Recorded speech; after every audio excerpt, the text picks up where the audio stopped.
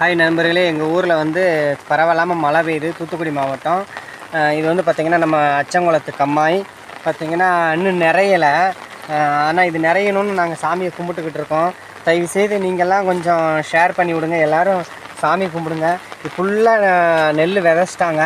இந்த கம்மாய் நிறைஞ்சாதான் இந்த நெல் விளையும், இல்லைன்னா பட்டு போயிடும். தயவுசெய்து எனக்காக கொஞ்சம் ஷேர் பண்ணுங்கள். எல்லோரும் சாமியை கும்பிடுங்க. பெரிய மழை வரணும்.